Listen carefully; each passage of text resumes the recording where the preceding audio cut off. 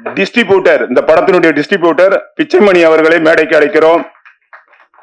Dance master Ashok ராஜா அவர்களை மேடைக்கு அழைக்கிறோம். வசனம் எழுதிய, சிறப்பாக வசனம் எழுதிய சுரேஷ்குமார் அவர்களை மேடைக்கு அழைக்கிறோம். கோ டைரக்டர், தயவு செஞ்சு எல்லாம் உட்காரலாம் please please. Co director Ganesh Perumal, Rajkumar இருவரையும் மேடைக்கு அழைக்கிறோம். அசிஸ்டன்ட் டைரக்டர்ஸ் ரமேஷ் மற்றும் கஜபதி அவர்களை மேடைக்கு அழைக்கிறோம். ஒரு சீன்ல வந்தோட நச்சுன்னு நடிச்ச நம்ம ஆர்கே கண்ணன் அவர்களை மேடைக்கு அழைக்கிறோம். சவுண்ட் இன்ஜினியர் அவர்களை மேடைக்கு அழைக்கிறோம்.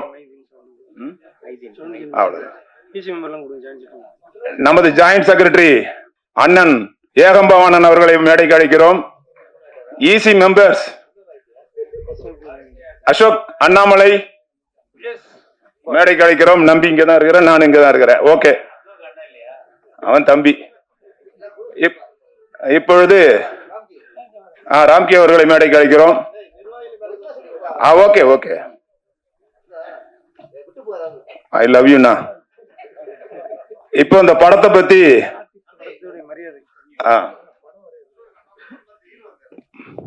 இருக்காரா? ஹீரோ அவர்களை மேடைக்கு அழைக்கிறோம். அப்புறம் வேற யாராவது டெக்னீஷியன்ஸ் ஆர்டிஸ்ட் இருந்தா மேடைக்கு வந்துருங்க தயவு செஞ்சு. படத்துல வாங்க வாங்க வாங்க வாங்க.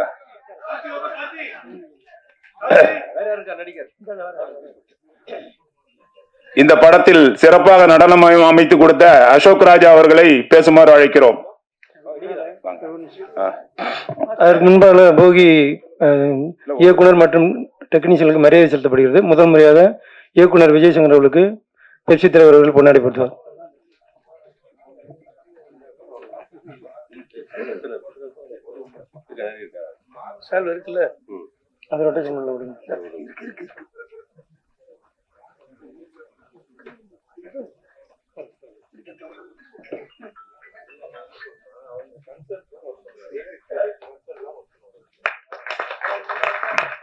போகி படத்தின் ஹீரோ அவர்களுக்கு இயக்குனர் அரவிந்த் ராஜ் அவர்கள் பின்னாடி போட்டுவார்.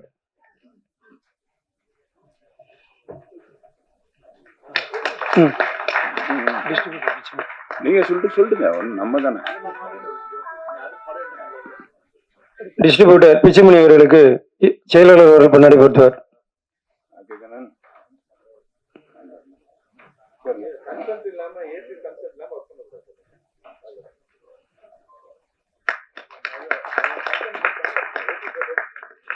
டான்ஸ் மாஸ்டர் அசோக் ராஜா, டான்ஸ் மாஸ்டருக்கு அசோக் ராஜா அவர்களுக்கு அரவிந்த் சார் பின்னாடி போட்டுவார்.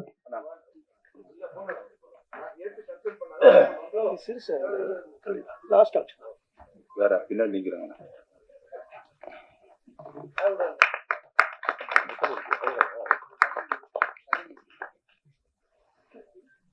ஓகே, வசனம் சுரேஷ்குமார் அவர்களுக்கு பெப்சி தலைவர் அவர்கள் பின்னாடி போட்டுவார்.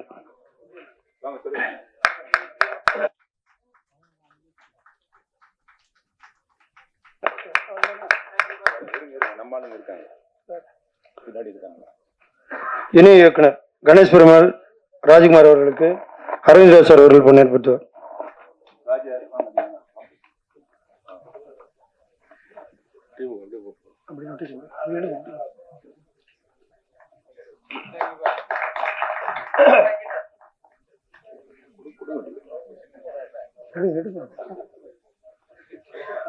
டிமாண்ட் ஆச்சு. இந்த படத்தில் நடிக்கலையா? அசிஸ்டன்ட் டைரக்டர் கஜபதி ரமேஷ் அவர்களுக்கு பேரரசர் அவர்கள் பின்னாடி போட்டுவார்.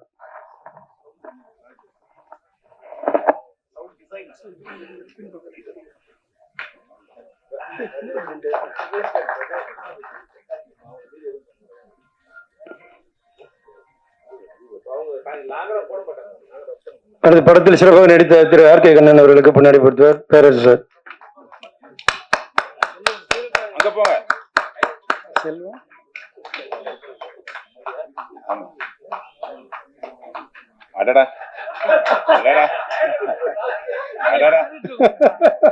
நெல்லுங்க, நான் கூப்பிடுறாங்க. அலம்பல் தாங்கலையே,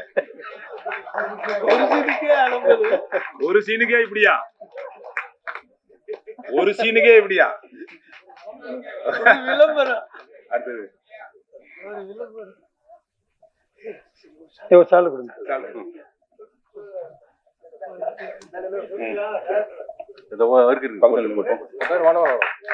சவுண்ட் இன்ஜின் மைதீன் என்னங்க போட்டோ வரணும், போட்டோ கிடைக்க மாட்டேங்குது போடுறதுக்கு. நம்ம தொல்லை நமக்கு. வாங்க ஒரு நிமிஷம், வாங்க ஒரு நிமிஷம். போட்டோல சரி வரல, அது வரல, பிரச்சனையா இருக்கு.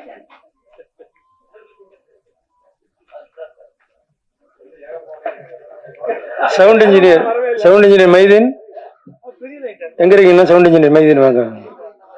சவுண்ட் இன்ஜினியர் மைதீன் அவர்களுக்கு அரவிந்தராஜ் சார் அவர்கள் பின்னாடி படுத்துவார். அண்ணா அது உடனேண்ணா.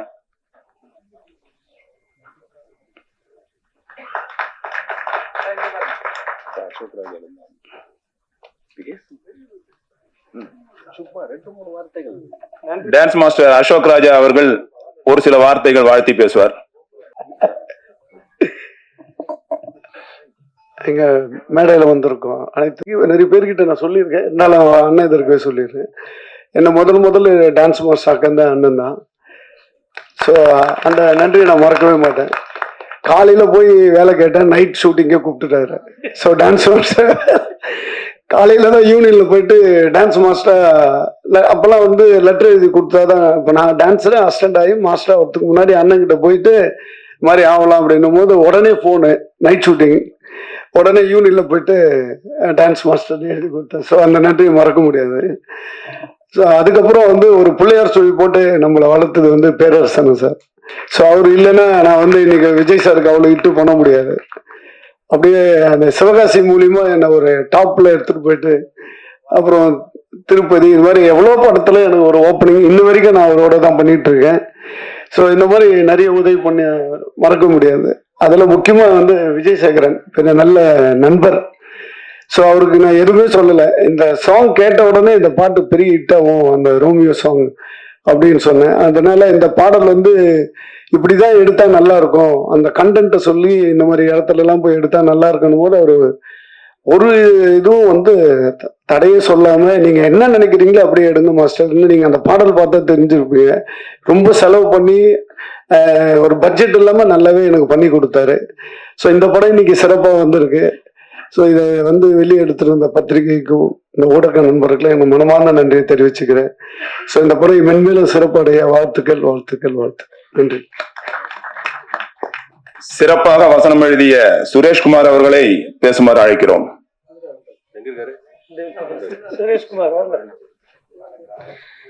எல்லாருக்கும் வணக்கங்க. இந்த படத்துல எனக்கு வாய்ப்பு தந்த விஜய் சேகரன் அவர்களுக்கு முதல்ல நன்றி. இந்த படத்தை வெளியிட்ட பிஜிபி என்டர்பிரைசஸ் பிச்சைமணி சாருக்கு முதல்ல பெரிய நன்றி சொல்லணுங்க.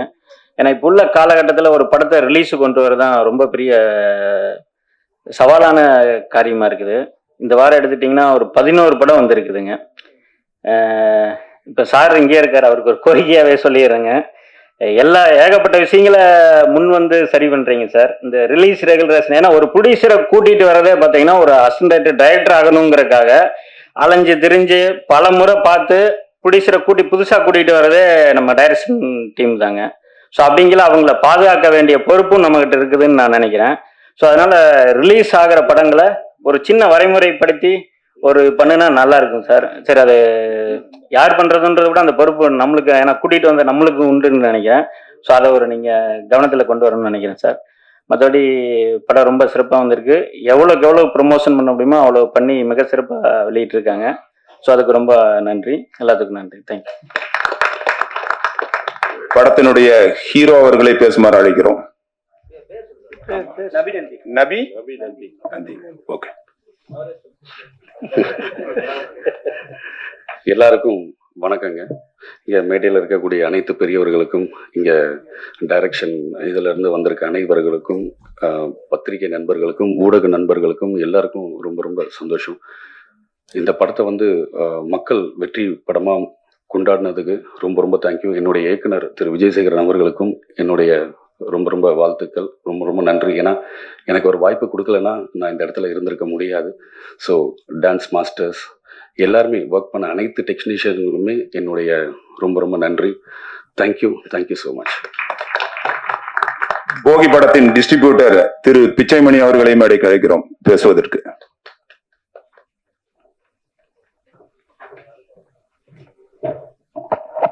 இடையில அமர்ந்திருக்கும் பெரியவர்களுக்கும் இங்கு வந்திருக்கும் மற்ற டைரக்டர் மற்றும் மீடியா அவர்களுக்கு எல்லாருக்கும் என்னுடைய நன்றியை தெரிவித்துக் கொள்கிறேன். இது என்னுடைய முதல் படமா டிஸ்ட்ரிபியூஷன் பண்ணியிருக்கிறேன். உங்களுடைய எல்லா ஆசீர்வாதத்தாலும் இது நல்லபடியாக வந்திருக்கு. மேலும் அடுத்தடுத்து படம் பண்றதுக்கு வாய்ப்புகள் கிடைக்குமா நான் செய்யறேன். நன்றி. நமது ஆர் கே கண்ணன் அவர்கள் 2 வார்த்தை பேசுவார்.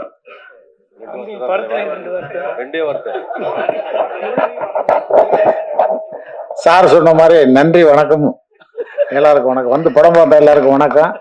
எனக்கு வாய்ப்பு கொடுத்த இயக்குனருக்கும் இந்த நிகழ்ச்சிக்கு வருகை தந்திருக்கின்ற பெரியவர்களுக்கும் வணக்கம், நன்றி. அண்ணன் அரவிந்தராஜ் அவர்கள் இப்பொழுது வாழ்த்துரை வழங்குவார். நண்பர்கள் அனைவருக்கும் வணக்கம். பெப்சி தலைவர் செல்வமணி அவர்களுக்கும் சங்கத்தின் பொதுச் செயலாளர் பேரரசு அவர்களுக்கும் எனது நன்றிகளும் வாழ்த்துக்களும். விஜயசேகரன் அவர்கள் சமுதாயத்தில் நடக்கின்ற ஒரு நல்ல பிரச்சனையை எடுத்து இப்படியெல்லாம் கூட நம்ம வாழ்கிற உலகத்தில் நடந்துகிட்டு இருக்கான்ற மாதிரி பார்க்குறவங்கள பயமுறுத்துகிற மாதிரி ஒரு நல்ல ஒரு நிகழ்வை வந்து சொல்லியிருக்காரு. இது நிச்சயமாக மக்கள்கிட்ட போய் சேரும். அதே மாதிரி இந்த படத்தில் நடித்தவங்க அத்தனை பேருமே ஹீரோவாகட்டும் எல்லாருமே ரொம்ப அற்புதமாக வந்து பிரமாதமாக பண்ணியிருந்தாங்க. ரொம்ப நல்ல ஒரு இது. வசனங்கள் சுரேஷ் சாரை கண்டிப்பாக பாராட்டணும். நிறைய இடங்கள்ல வந்து ரொம்ப அற்புதமான வசனங்கள் எழுதியிருந்தார். நல்ல அந்த இதை பார்க்கும்போது அவர் ராஜேந்திரன் சார் சொல்கிறதெல்லாம் ரொம்ப அற்புதமான வசனம். ஏண்டா பார்க்குறவனுக்கு இது என்ன பாடின்னு தெரிய போதா இல்லை பொண்ணுன்னு தெரிய போதான்ற மாதிரி ரொம்ப, அதாவது சமுதாயத்தில் இப்படியெல்லாம் நடக்குமா கொடுமைகள் அப்படிங்கிறத ரொம்ப ஒரு வல்கராகவே வந்து தெரிகிற அளவுக்கு உணர்கிற அளவுக்கு வந்து சொல்லியிருந்தார்.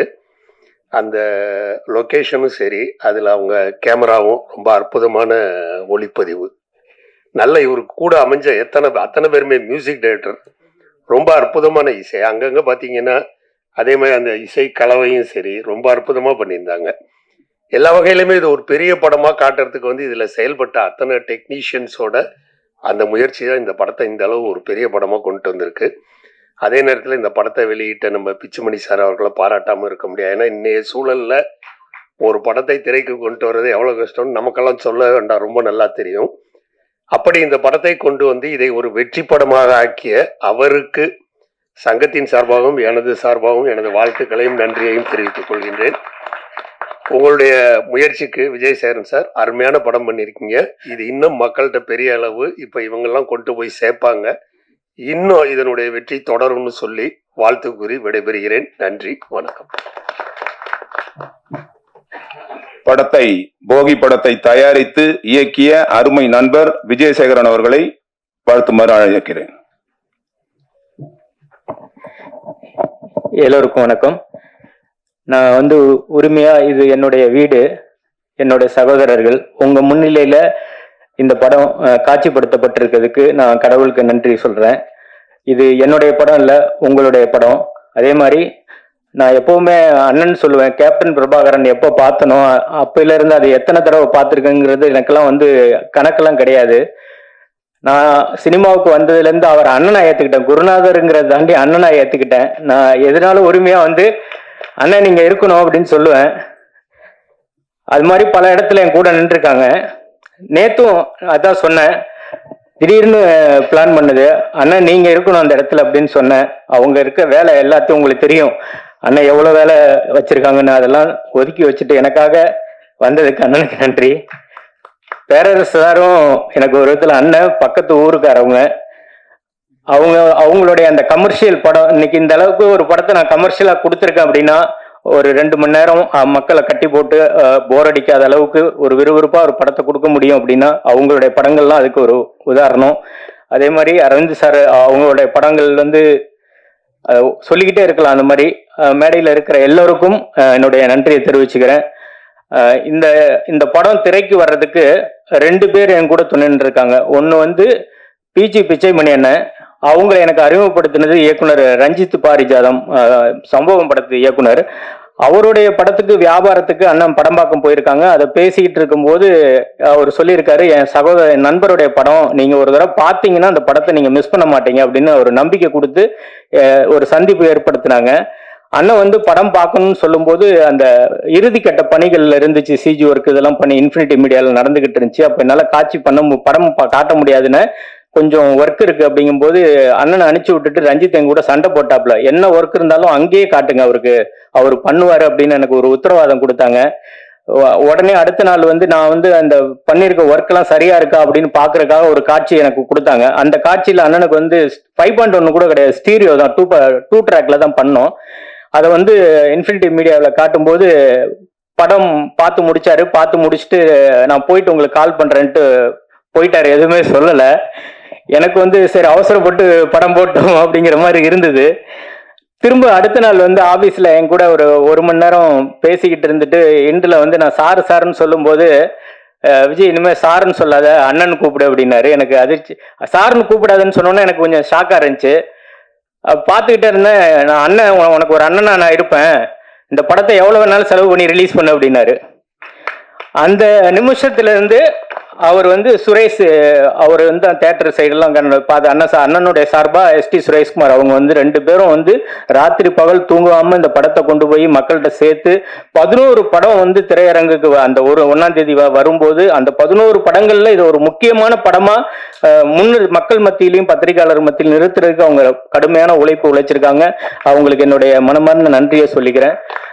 அது மட்டும் இல்ல, பத்திரிகையாளர்களுக்கு இதே திரையரங்குகளை நான் காட்சிப்படுத்தும் போது எனதுடைய நண்பர்கள், நீண்டகால நண்பர்கள், நிறைய பேர், அதிகமான நண்பர்கள் பத்திரிகை ஊடகங்கள்ல இருக்கிறதுனால அவங்க எல்லாமே அவங்களுடைய படமா கொண்டாட ஆரம்பிச்சாங்க. இது ஃபர்ஸ்ட் டே ஃபர்ஸ்ட் ஷோலையும் வந்து மக்கள் வந்து நான் எதிர்பார்க்கல தேவிகர் மாதிரி ஃபுல்லாச்சு.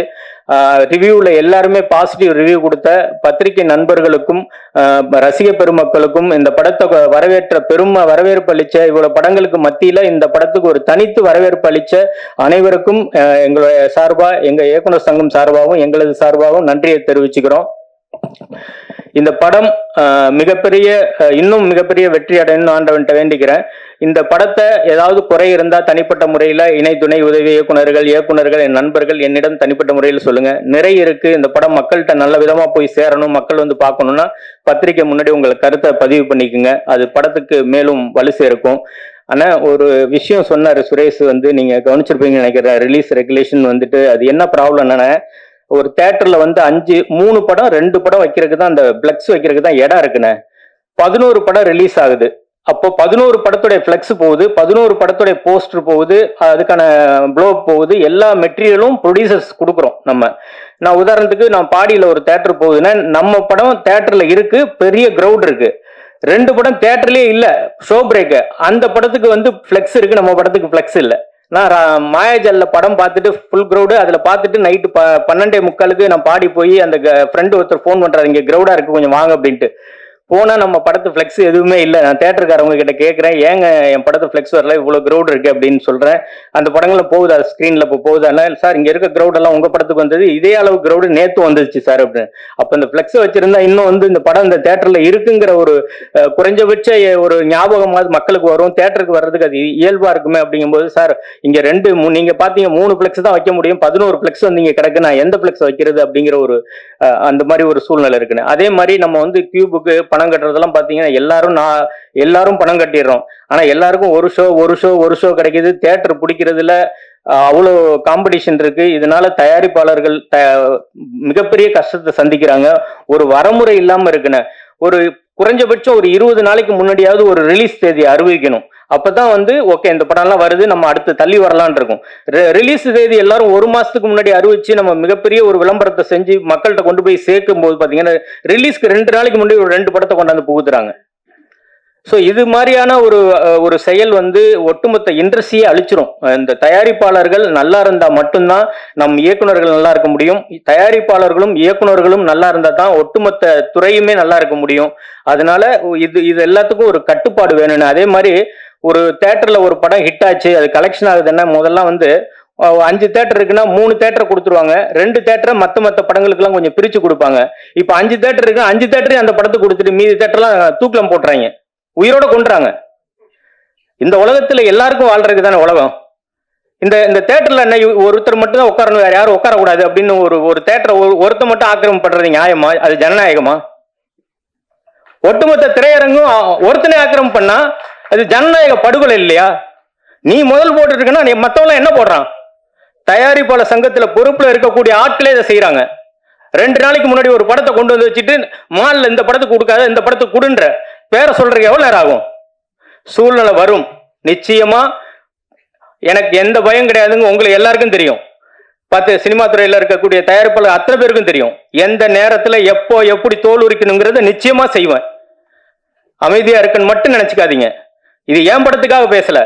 அதே மாதிரி பத்திரிகை நண்பர்கள் உங்க கூட இருக்கிறது உண்மையான பத்திரிகையாளர்களா போலி பத்திரிகையாளர்களான்னு நீங்க தான் அடையாளம் காட்டணும்.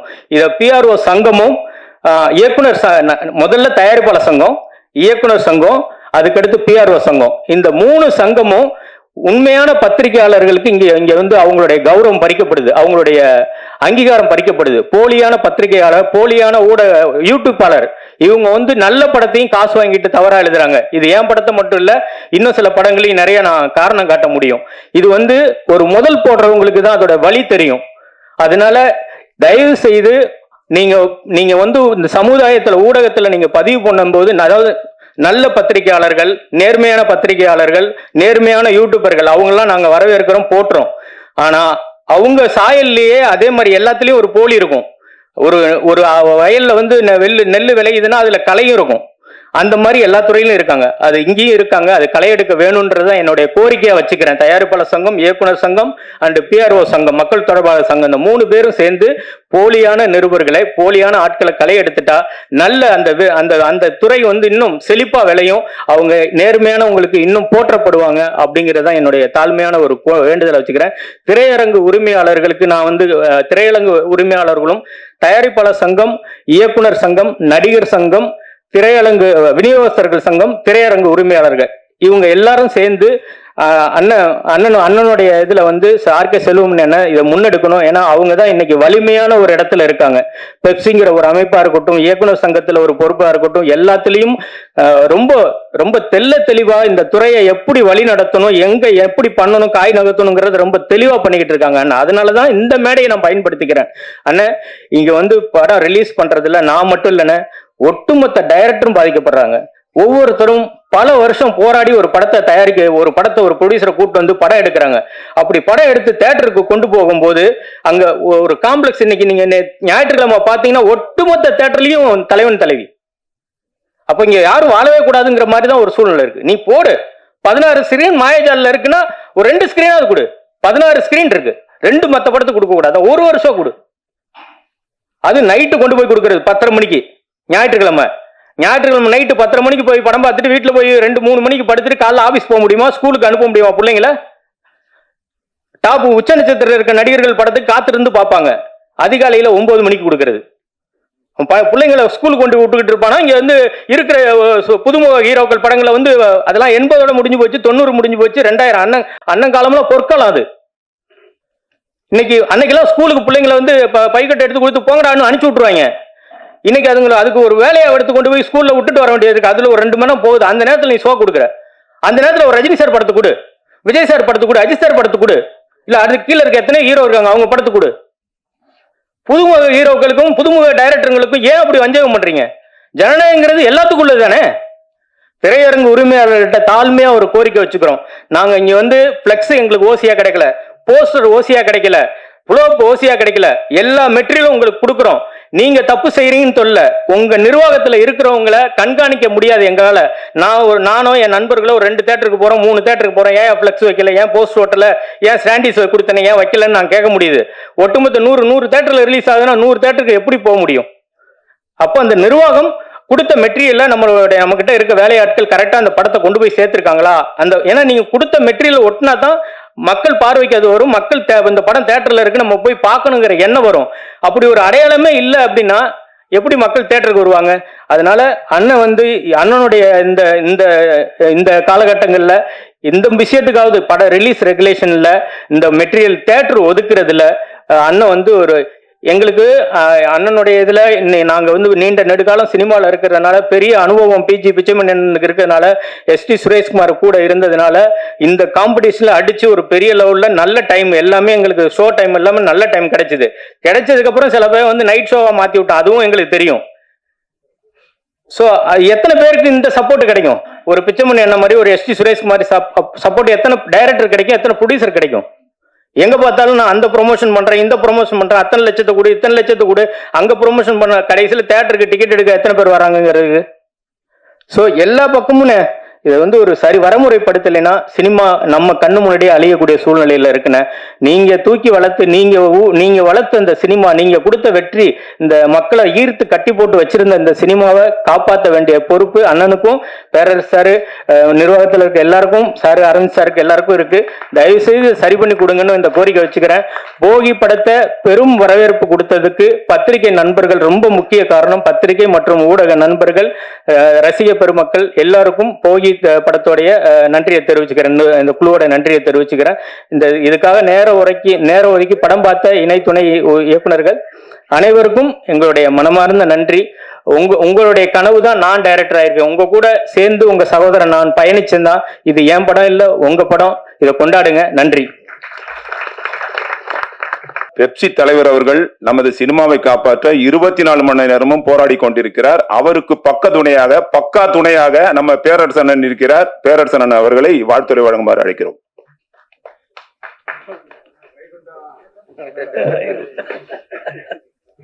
வைகுண்டத்து மறுக்கல போல இருக்கு. அனைவருக்கும் வணக்கம்.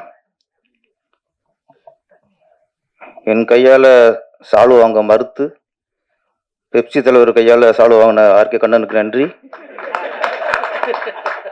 எல்லா நிகழ்ச்சியும் சொல்லுங்க சார், வரமாட்டாருங்கிறேன் கொஞ்சம் அங்கே சொல்லிக்கிறேன். தடிக்கும் தான் பேரரசு தாங்கிறீங்க சொல்லிக்கிறேன். நடிகர் ஆயிட்டாராம் அவரே. உதய அந்த டைரக்டர்ல மனதில் இருந்தா நம்ம மதிச்சிருப்பாரு. நடிகர் ஆயிட்டாருல, அப்படித்தான் இருக்கும். இந்த நிகழ்வு நம்ம இயக்க சங்கத்துக்கு படம் வெளியிட்டது மட்டும் இல்லை, இது வந்து போகி படத்தின் வெற்றி விழா. நான் இன்னைக்கு தயாரிப்பாளர் இயக்குனர் அவரே சில விஷயங்கள் அவருக்கு கொஞ்சம் மனம் வருத்தம் இருந்தாலும் படத்தின் வெற்றி அளவில் அவர் ஹாப்பியாக தான் இருக்கார். இன்னைக்கு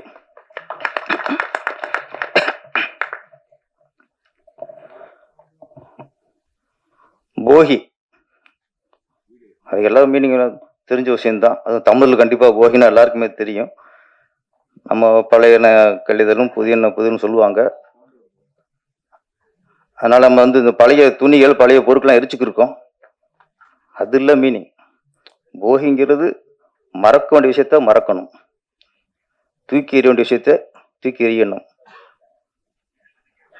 கெட்ட விஷயங்கள் எல்லாத்தையும் அடியோட ஒழித்து தள்ளிடணும். புதிய நன்றி மறக்கூடாது. மறக்க வேண்டிய விஷயத்தை மறக்கிறதா, எது தப்பான விஷயங்களோ அதை மறந்துடணும். நன்றி மறக்கிறவங்கிறது தான் போகிக்கு அடுத்து நம்ம ஒவ்வொரு பொங்கலுமே நன்றி சொல்ற விழாவாக இருக்கும். சூரியனுக்கு, வீட்டுக்கு, மாட்டுக்கு, உழவனுக்கு, வாழ்க்கையில யாராருக்கு நன்றி சொல்ல மறக்கக்கூடாதோ அதெல்லாம் வரிசையா பொங்கல் சொல்லும். இந்த போகி சரியா தவிர ஃபர்ஸ்ட் ஒரு ஷாட் வச்சிருப்பாங்க. அந்த கெட்டவங்களை கொளுத்துவாங்க. கொளுத்தி விட்டு போகின்னு டைட்டில் போடுவார். அதுதான் கரெக்ட். பழைய கொளுத்துறது இல்லை, கெட்டதை கொளுத்துறோம். அதான் போகி. அங்கேயே டைரக்டர் நம்ம விஜயசேகரன் கரெக்டாக அவர் டைரக்டர் முத்திரைய பதிச்சிட்டாரு. முன்னெல்லாம் படம் இந்த பேய் படங்கள் பார்த்தா தான் இந்த வீடு ரொம்ப பயமாகவே இருக்கும். நம்ம எங்கள் ஊர் நாட்டாசங்கோட்டை 8 கிலோமீட்டர் சிவகங்கை டவுனு. இங்கேருந்து சாயந்தரம் ஹாப்பியாக போயிடுவான் பேய் படம் பார்க்குறதுக்கு. பாட்டு வரும்போது 8 கிலோமீட்டர் ரோட்டில் லைட் இருக்க ஒன்றும் இருக்காது, சைக்கிளில் வரணும். இந்த பேய் படம் பார்த்துட்டா வரும்போது பக்குங்கும். ஏதாவது எங்கேயாவது ஒயிட்டாக அசைஞ்சா கூட வெகிருக்கும். வீடு சேர வரைக்கும் அப்படி இருக்கும். அது பேய் படம் பார்த்தா. ஆனால் இன்னைக்கு இந்த மாதிரி படங்களை பார்க்கும்போது, போகி மாதிரி படங்களை பார்க்கும்போது பகிருங்குது. பேய் படம் பார்த்தா வந்த பயம் இந்த போகி மாதிரி படங்களை பார்க்கும்போது வருகிறது. சமுதாயம் அவ்வளவு மோசமா போச்சு. பேயோட இன்னைக்கு சமுதாயம் மோசமா இருக்கு. மார்ச்சரியில் ஒரு பெண்ணோட பாடியோட நிம்மதியாக கொடுக்க முடியல. செத்து போன பாடியோட நிம்மதியாக கொடுத்து வெளியே நிற்க முடியலங்கிற சூழ்நிலை தான் இன்னைக்கு. அதை வச்சும் புலப்பு நடத்துறாங்கன்னா எவ்வளவு கேவலம், கேவலத்தின் உச்சம். ஒரு 30 வருஷம் 20 வருஷம் முன்னாடிலாம் ஒரு ஒரு பாலியல் வன்கொடுமைன்னா ஒன்னே ஒன்று தான், இல்லை ஒரு பொண்ணை கற்பழிப்பான். பார்த்த வரைக்கும் அப்போல்லாம் எம்ஜிஆர் காலத்துல, ரஜினி காலத்துலாம் ஹீரோ தங்கச்சிய கற்பழிப்பாங்க. இதுதான் நமக்கு தெரிஞ்ச மிகப்பெரிய பாலியல் வன்கொடுமை. இன்னைக்கு தடுக்கி விழுந்தா எங்கே சிசிடிவி கேமரா இருக்கு, எங்கே கேமரா வச்சிருக்கான், எங்கெல்லாம் லவ்ங்கிற பேர்ல ஏமாத்தி அது பெண்களை நிர்வாகம் போட்டோ எடுத்து அதை வச்சு வியாபாரம் பண்றாங்க, பயமுறுத்துறாங்க. விதவிதமா இருக்கு. அதுல ஒண்ணுதான் இன்னைக்கு மார்ச்சரில் ஒரு பெண்ணோட பாடியும் வச்சு இவ்வளவு கேவலமா புலப்படுத்துறாங்க தான். இதுல விட உச்சம் என்னன்னா, ஒரு பொண்ணு ஒரு பையனை நம்பி லவ் பண்ணுது. அவன் தான் வாழ்க்கையை நினைச்சிருது, இவனை தான் நம்ம கல்யாணம் பண்ண போகணும்னு நினைச்சிருது. அந்த நம்பிக்கையில சில போட்டோ எடுத்துக்கிறாங்க. ஒரு சந்தேகம் வந்தா தானே அதுக்கு கொஞ்சம் பயம் வரும். சந்தேகம் இல்லைங்கும்போது எப்படி பயம் வரும்? அந்த மாதிரி போட்டோ எடுத்துட்டு அதுக்கப்புறம் அதை வச்சு பிளாக்மெயில் பண்றான். இந்த மார்ச்சுரியில டெட் பாடியை வச்சு பண்றதை விட இந்த காதல்ங்கிற பேர்ல பண்றாங்கல்ல, இதோட அது கொடுமை சார். இதோட அது மிருகத்துக்கு சமம். அப்படி எல்லா வகையிலும் இன்னைக்கு பெண்களை எங்கேயும் நிம்மதியாக லவ் பண்ண முடியல, நிம்மதியாக காலேஜ் போக முடியல, நிம்மதியாக பள்ளிகள் ஸ்கூல் போக முடியல. ஒரு அறிவியல் வளர வளர நாகரிகம் வளரணும், அதான் இயல்பு. ஆனா இன்னைக்கு அறிவியல் வளர வளர நாகரிகம் கீழே போச்சு. மனுஷன் காட்டு மேடை ஆகியிருக்கான். அறிவியல் வளர்ந்தா மனுஷத்தன்மை மனித வளரணும்ல. இன்னைக்கு மிருகங்களும் வளர்றாங்க. அறிவியல் வளர மிருகங்கள் சமுதாயத்துல வாழ்ந்துட்டு இருக்கு. அந்த ஒரு நல்ல கருத்து, ஒரு சமூக அக்கறையோட நம்ம விஜயசேகரன் அவர்கள் அந்த படத்தை எடுத்திருக்காரு. வெறும் கமர்ஷியல் இல்லாம ஒரு பொறுப்பா நல்ல விஷயம் சொல்லியிருக்கிறாரு. அதுக்கு நல்ல வரவேற்பு இருக்கு. இந்த 1ஆம் தேதி வந்த படங்கள்ல சார் ஒரு 4-5 படம் பிடிச்சிருக்கு. ஹாப்பி, சந்தோஷமான விஷயம் என்னன்னா, அக்யூஸ்ட் ஹிட்டு, சரண்டர்னு படம் அதுவும் நல்ல ஹிட்டு, முதல் பக்கம் அதுக்கும் நல்ல பேர், நல்ல ஹிட்டு, போகிக்கு நல்ல பேர். இந்த வாரம் வந்த படங்கள்ல ஒரு 4-5 படம் ஒரு நல்ல பேருங்க, அதே ரொம்ப சந்தோஷமா இருக்கு. அப்புறம் இங்கே விஜயசேகரன் வந்து படத்தின் வெற்றியை பகிர்ந்துட்டதை விட இப்பதான் தெரியுது பெப்சி தலைவர் ஏன் வலுக்கட்டமா வர சொல்லியிருக்காருன்ட்டு. அது வாழ்த்து போறதுக்கு இல்ல, வாழ்த்து போற வீட்டுக்கு போயிருக்கலாம், பெப்சிக்கு போயிருக்கலாம். சில கோரிக்கையில அழுத்தமா வச்சிடணும், பொங்கி எழுந்துடணுமா வந்து உங்களை வர வச்சிருக்காங்க சார். நீங்க நாங்க நிறைய நான் பார்த்துருக்கோம் உங்களை மாதிரி, போய் சொல்லாதீங்க. இருந்தாலும் பெப்சி தலைவர் வந்து கவனத்துக்கணும்னா ஒரு விஷயம் சொல்லி விட்டுறேன். ஏன்னா இப்போ கூலி எப்ப ரிலீஸ் அது? ஆமா, இது ஒரு கசப்பான உண்மையா இருக்கலாம், தெரிஞ்சுக்கூடிய உரிமை. கூலி 14ஆம் தேதி ரிலீஸ். இந்த 1ஆம் தேதி 10 படத்துக்கு மேலே ரிலீஸ் சார். ஒரு 8ஆம் தேதியும் 10-11 படத்துக்கு மேலே ரிலீஸ் ரெடியா இருக்காங்க. ஏன் 14ஆம் தேதி கூலி ரிலீஸ்னால அந்த படம் ரிலீஸ் ஆச்சுன்னா ஒரு தேட்டரும் சின்ன படங்களுக்கு கிடைக்காது. ஒட்டுமொத்த தேட்டரையும் கூலி படம் ஆக்கிரமிச்சிரும். அதுக்கப்புறம் நம்ம எப்போ ரிலீஸ் பண்றது, ரொம்ப லேட் ஆயிரும். அந்த ஒரு காரணத்துக்காகத்தான், அதுக்கு முன்னாடி நம்ம முந்திக்குவோம். 1ஆம் தேதினா அது 8ஆம் தேதி வரைக்கும் ஒரு கேப் இருக்கு, அதுல ஒரு செட்டு இறக்கிடுவோம். 8ல இருந்து 14 வரைக்கும் 13 வரைக்கும் கேப் இருக்கு, அதுல ஒரு செட்டு இறக்கிடுவோம். ஒரு பெரிய படம் வர்ற பயம் தான் சார் இன்னைக்கு இத்தனை இடத்த 10 படம் 11 படம் ஒரு வாரத்துக்கு ரிலீஸ் ஆகுதுன்னா இதுதான் காரணம். ஏன் அந்த பயம் வரணும்? பெரிய ஒரு ஸ்டார் வரும்போது சின்ன படங்கள், சின்ன ப்ரொடியூசர், சின்ன படங்கள் இன்னைக்கு பயந்துறாங்க. அந்த பயத்துல தான் இவங்க வெளியிட்டு இருக்காங்க போகி படம் 1ஆம் தேதி. அடிச்சுட்டு அதே மாதிரி பயத்துல வருது எல்லாமே.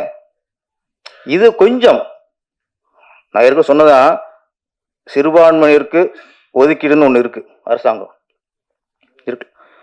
அதே மாதிரி பெரிய படங்கள் பெரும்பான்மை வச்சுக்கோங்க, சின்ன படங்கள் சிறுபான்மைன்னு ஒதுக்கிடுங்க. எங்களுக்கு இடம் ஒதுக்கி கொடுக்கணுங்க. ஒரு மால்ல 10 தியேட்டர்னா நீ 8 தியேட்டர் அந்த பெரும்பான்மைன்னு சொல்றாங்கல்ல பெரிய படங்கள் நீங்க ரிலீஸ் பண்ணுங்க. 2 தியேட்டர் ஒதுக்குங்க. 2 தியேட்டர்ல 2 ஷோ, 4 படம் பிழைக்கும், 4 சின்ன படங்கள் பிழைக்கும். சென்னையில் 80 தியேட்டர் இருக்கா? நான் சரி, நீங்க ஒரு 60 தியேட்டர் எடுத்துங்க, பெரும்பான்மை பெரிய ஸ்டார் படம் எடுத்துங்க. ஒரு 20 தியேட்டர் சிறுபான்மையான சின்ன படங்களுக்கு கொடுங்க. கவர்மெண்ட் நினைச்சா முடியும், நினைக்க மாட்டேங்குது. அவங்களே இங்க சினிமாவில் இருக்கும்போது அவங்களே பெரும்பான்மை. இப்போ அப்போ எப்படி சினிமா நினைப்பாங்க? இங்க நம்ம வந்து தயாரிப்பாளர் குறை சொல்றோம், பெப்சியை குறை சொல்றோம், இயக்குனர் சங்கத்தை குறை சொல்றோம். நாங்க என்ன பண்ண முடியும்? அரசாங்கம் ஒத்துழைக்கணும். அரசாணை இருந்தால் எல்லாம் சரியா வரும்.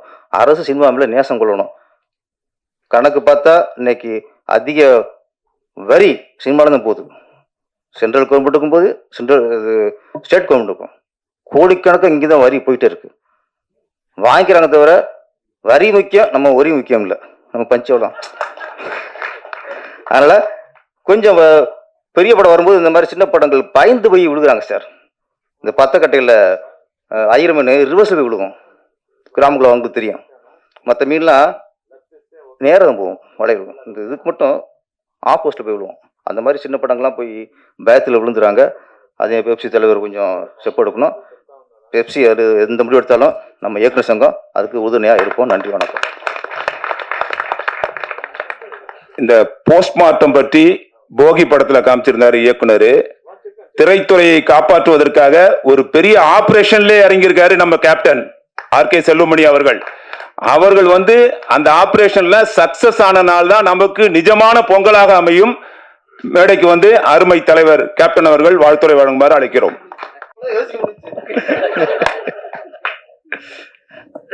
அவர் ஒருத்தர் யோசிச்சா பரவாயில்ல, பார்த்து எல்லாருக்கும் யோசிச்சு சொல்ல வேண்டியதா இருக்கா இல்லையா? அதனால வந்து இங்க மேடைக்கு வந்த பிறகு அவருடைய எழுத்து திறமையும் பேச்சு திறமையும் அதிகமாயிடுச்சு. யூனியனுக்கு வந்த பிறகு அது படத்திற்கு யூஸ் பண்ணிக்க பிரபாகர். இந்த போகி திரைப்படத்தை இயக்கிய தயாரித்த விஜயசேகரனுக்கு பெப்சியோட சார்பில், இயக்குனர் சங்கத்தின் சார்பில் வாழ்த்துக்கள் தெரிவிச்சுக்கிறேன்.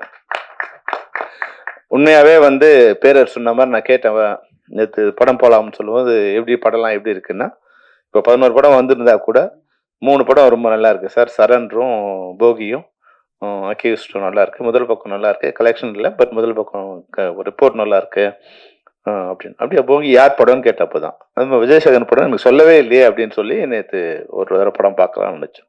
அப்போ படம் ரிலீஸ் ஆன பிறகு தியேட்டர் கலெக்ஷன்ல வந்து ஒருவேளை தப்பா இருந்தா சொல்லணும். பிச்சைமணி வந்து நான் எங்க நண்பர்கிட்ட கேட்டேன், அவர் சொன்னார் இந்த 3 படம் நல்லா இருக்கு சார், வந்து போகி வந்து கலெக்ஷன் நல்லா இருக்கு அப்படின்னு வந்து சொன்னாரு. அது எந்த அளவுல நீங்க தான் அதை சொல்லணும்.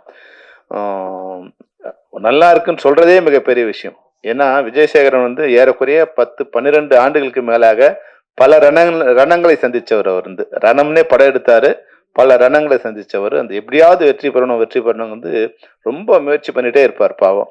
அந்த ரணத்துக்கெல்லாம் வந்து ஒரு மருந்தாக இந்த படம் அமைஞ்சிருக்குன்னு தான் நான் சொல்லணும். இந்த வெற்றிங்கிறது வந்து அவரோட 12 வருஷ உழைப்புக்கான ஒரு மருந்து தான். அந்த அவரோட காயங்களுக்கு ரணத்துக்கு ஏற்பட்ட மருந்தாக தான் இந்த வெற்றியை அவர் கொண்டாடணும். உண்மையாவே வந்து அவர் எடுத்துக்கிட்ட விஷயம் மிக சிறிய விஷயம்.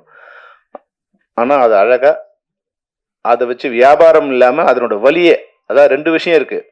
ஒரு கற்பழிப்பை காமிக்கிறதுங்கிறது வந்து அந்த கற்பழிப்போட வலிய வேதனைய கொடூரத்தை காமிக்கிறது ஒரு டைப் ஆஃப் ஃபிலிம்ஸ். கற்பழிப்புங்கிற பேர்ல இன்னொரு பாலியல் வன்கொடுமை செய்யறது இன்னொரு டைப். அதை எக்ஸ்ப்ளாய்ட் பண்றது. அப்படி இல்லாம இந்த படம் வந்து அந்த விஷயத்தோட உணர்ச்சிய, அந்த வன்கொடுமைய, அதனோட வக்ரத்தை, அதனோட வேதனைய மக்களுக்கு வந்து உணர்த்துது.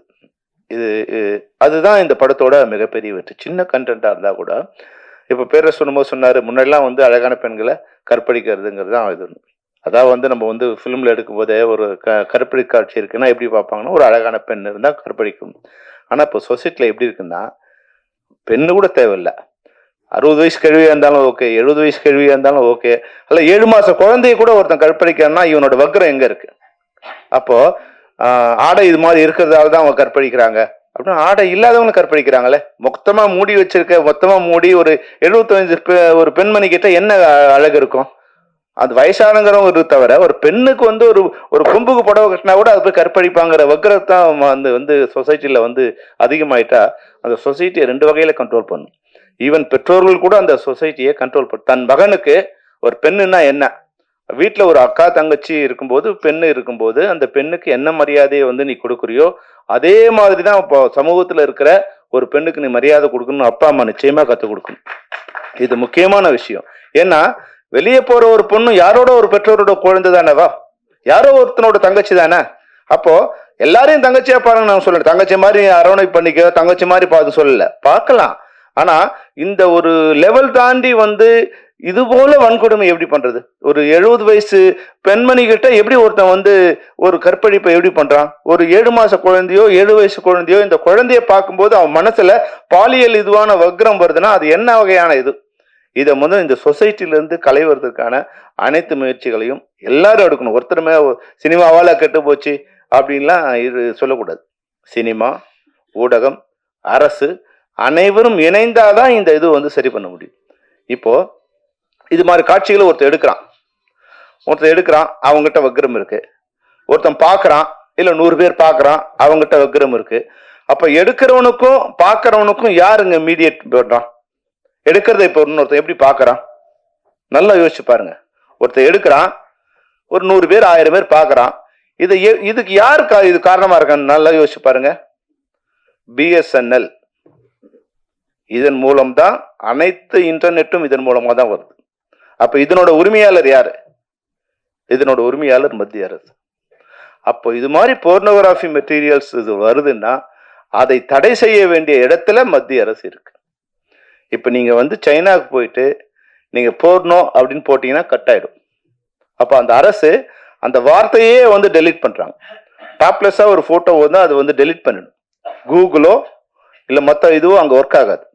அவன் தன் சொந்த நாட்டுக்காக தன் சொந்த நாட்டு மக்களுக்கு எதையெல்லாம் பார்க்கலாம், எதையெல்லாம் பார்க்க கூடாதுன்னு ஒரு சென்சார் வச்சிருக்கான். அப்படிதான் வரும்.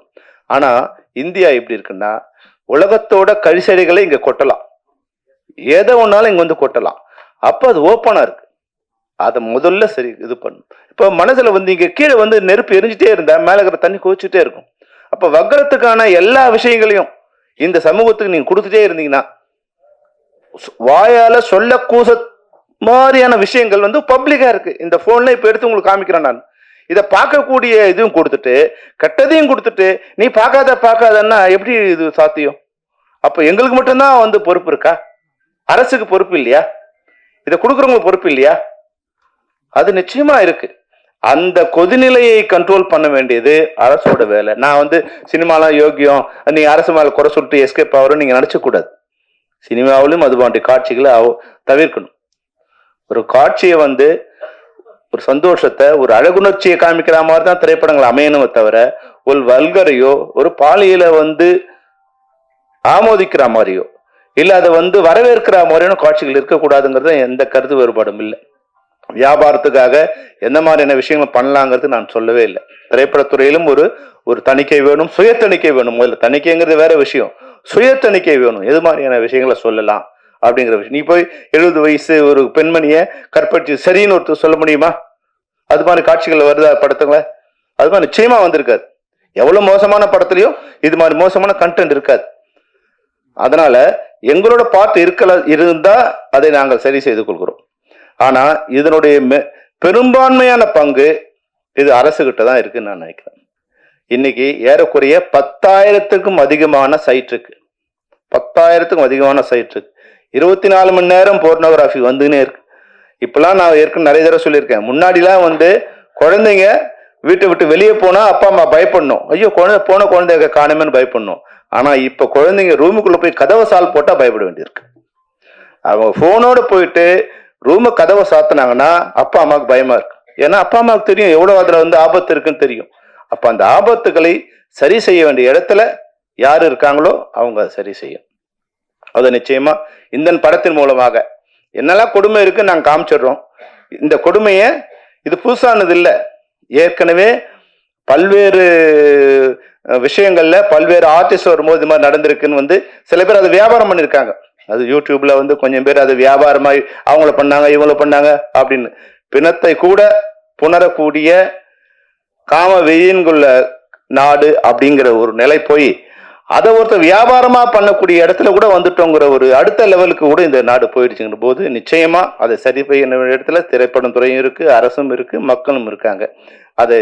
அதுக்கு ஒரு விழிப்புணர்ச்சியா இந்த திரைப்படம் அமைஞ்சிருக்கு. விஜயசேகரன் வந்து அவருடைய கருத்துக்களை ரொம்ப சொன்னாரு, வேதனையை சொன்னார். ஏன்னா விஜயசேகர் வந்து எப்பவுமே வந்து ஒரு ரௌத்திரமான ஒரு நபர். அவர் வந்து அந்த எப்படி வந்து போகி திரைப்படத்துல கெட்டவைகளை போட்டு எரிச்சாரோ அது மாதிரி கெட்டவைகளுக்காக எதிர்த்து போராடக்கூடிய அவர் எந்த நிலையில இருந்தாலும், ரொம்ப சிரமமான நிலையில இருந்தாலும் நல்ல நிலையில இருந்தாலும் அதை எதிர்த்து போராடிட்டே இருக்கக்கூடிய, அதனாலதான் இன்னைக்கு அவரோட வார்த்தை வந்து எனக்கு வந்துடுச்சு.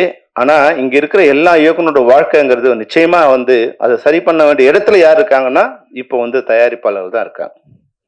இயக்குனர் நிச்சயமா நாங்க பெப்சி அவங்களோட இருந்து துணை இருந்து பண்ணுவோம். இன்னைக்கு 11 படம் ரிலீஸ் ஆகுது. இந்த 11 படத்தை அவங்க முறைப்படுத்தி ஏறக்குறைய ஒரு 5 படம் இல்ல 6 படம் பண்ணாங்கன்னா 50 வாரம் இருக்கு. முன்னாடிலாம் வந்து ஒரு கட்டுல இருந்தது, தயாரிப்பாளர்கிட்ட ஒரு கட்டுக்கோப்பா இருந்தாங்க. தயாரிப்பாளர் சங்கம் ஒரு கட்டுக்கோப்பான ஒரு இடத்துல இருந்தது. அப்போ பெரிய படங்கள் வந்து எப்ப ரிலீஸ் பண்ணணும், சின்ன படங்கள் எப்ப ரிலீஸ் பண்ணணும் அப்படிங்கிற இடத்துல அந்த வியாபாரம் தயாரிப்பாளர் சங்கத்துல தயாரிப்பாளர்கிட்ட இருந்தது. ஆனா இன்னைக்கு அது இல்லை. 9 மணி ஷோக்கெல்லாம் யாராவது வருவாங்களா? 9 மணி ஷோக்கு யார் வருவாங்க? எந்த பொறுப்பும் இல்லாம இருக்கிறவங்க, அதாவதுன்னா ஒரு டீனேஜ் ஸ்டூடெண்ட்ஸ் 9 மணிக்குள்ள வருவாங்க. யார் மிட் நைட்டுக்கு அப்புறம் படம் பார்க்க போவாங்க? அடுத்த நாள் வேலை இல்லாதவங்க படம் பார்க்க போவாங்க. ஆனா இப்ப நம்ம படத்தை பார்க்க வர்றவங்களும் யாரு?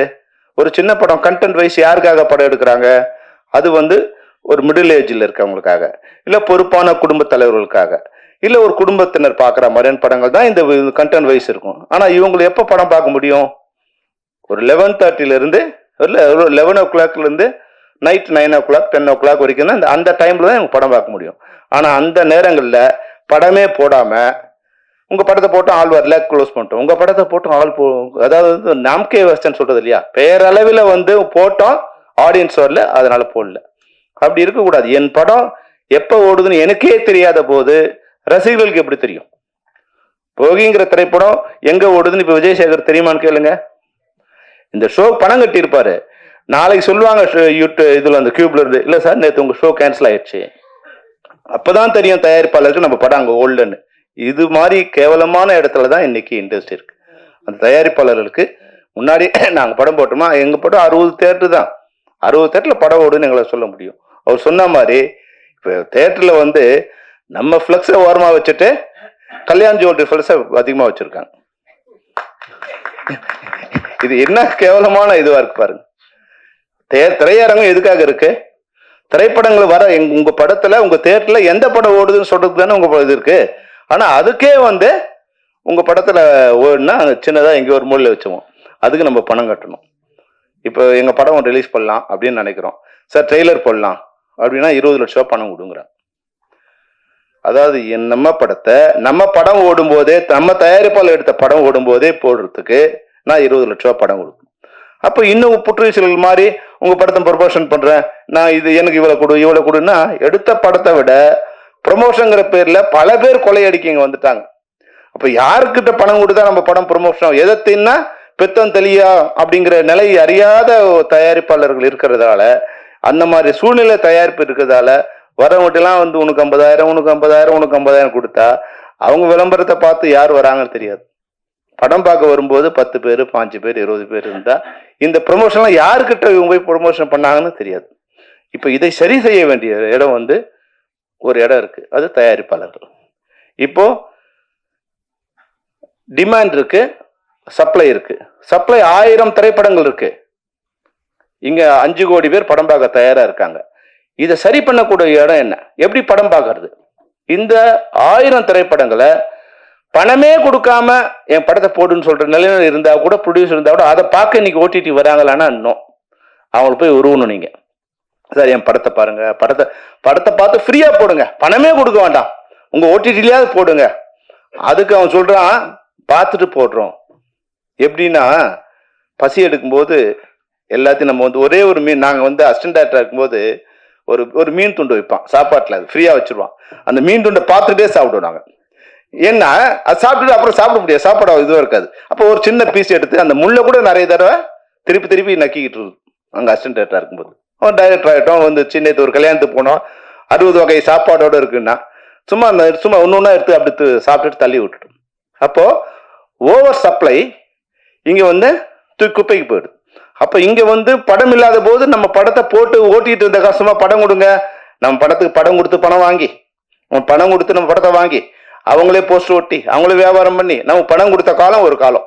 அப்போ டிமாண்ட் இருந்தது, சப்ளை கம்மியாக இருந்தது. இப்போ நம்மளே படத்தை கொடுத்துடணும், ஃப்ரீயாக கொடுத்துடணும். இதை வந்து ப்ரொமோஷன் பண்ண பணம் கொடுத்துடணும், நம்மளே வந்து ஃபோட்டோ கார்டு கொடுக்கணும், நம்மளே ஃப்ளெக்ஸ் கொடுக்கணும், அதை ஒட்டுறதுக்கு நம்மளே காசு கொடுக்கணும். அதை ஒட்டினானே இல்லைன்னு பார்க்க நம்ம ஆளை வைக்கணும். ஆனால் அங்கே போய் பார்த்தா ஃப்ளெக்ஸ் இல்லை. ஏன்னா அவர் சொல்லுவார், இல்லை சார் 10 படம் வருது, உங்கள் படத்தை எங்கே வைக்கணும்னு தெரியல, இப்படிங்கிற நிலைமை இருக்குது. இது சரி, அவர் சொன்னது நாங்கள் வந்து அவர் என் மேலே இருக்க அன்பில் இல்லை என் மேலே இருக்க நம்பிக்கையில் அது சொன்னார். நிச்சயமாக நான் அதை பண்ணுவேன். ஆனால் இது யார் பண்ணணும்னா தயாரிப்பாளர் சங்கங்கள் தான் பண்ணணும். அவங்க தான் இது சரி பண்ணணும். அவங்க சரி பண்ணுறது மூலமாக தான் இன்னைக்கு ஏறக்குறைய இங்கே வந்து 200 டைரக்டர்ஸ் உட்காந்துருக்காங்க. இவங்க எல்லாம் விஜயசேகர் மாதிரியே வந்து போராடிட்டே இருக்காங்க. கடந்த 10-15 வருஷமா போராடிட்டே இருக்காங்க. அவங்கள்ட்ட தயாரிப்பாளராக வராங்க. ஆனால் தயாரிப்பாளருக்கு ஒரு கேரண்டி எம்மால் கொடுக்க முடியுமா? இப்போ முன்னாடி வர தயாரிப்பாளர் லாபம் வருமானு கேட்ட தயாரிப்பாளர், இப்போ வர தயாரிப்பாளர் என்ன கேட்குறான்னா என் படத்தை ரிலீஸ் பண்ண முடியுமா? இதுதான் உண்மை. அப்போ ரிலீஸ் ஆகுது பண்ண முடிஞ்சா போதுங்கிறாங்க தயாரிப்பாளர். ஆனால் அது கூட இன்னைக்கு பண்ண முடியாம சூழ்நிலை தமிழ் இண்டஸ்ட்ரி இருக்கு. அதுதான் அதனுடைய கோபத்தோட வெளிப்பாடு தான் விஜயசேகரனோட அந்த வேதனையான வார்த்தைகள். அதை நிச்சயமா அதையெல்லாம் சரி பண்ணணும் தான் நான் நினைக்கிறோம். தயாரிப்பாளர் சங்கங்கள் ஒன்றிணைந்து, தொழிலாளர்கள் ஒன்றிணைந்து, நடிகர்கள் ஒன்றிணைந்து ஒரு அமைப்பா இருந்து நம்ம நான் வாழ்ந்தா போதும்னு வந்து இப்போ மேல வந்தோடனே கொஞ்சமே நினைக்கிறேன். நான் வாழ்ந்தா போதும் அப்படி இல்லை. எம்ஜிஆர் ஒரு சொன்ன உதாரணத்தை சொல்ல விரும்புகிறேன். எம்ஜிஆர் படம் ஓடும்போது அவர் சொன்னாரா, நம்ம கடை கலெக்ஷன் ஆயிடுச்சுங்க, இல்லை அந்த டிக்கெட் இது வச்சா, கேன்டீனில் நல்லா வியாபாரம் வச்சா, பார்க்கிங்கில் டிக்கெட் இது வச்சா, பார்க்கிங் பண்ணானா, போஸ்டர் ஓட்டணும் வச்சா.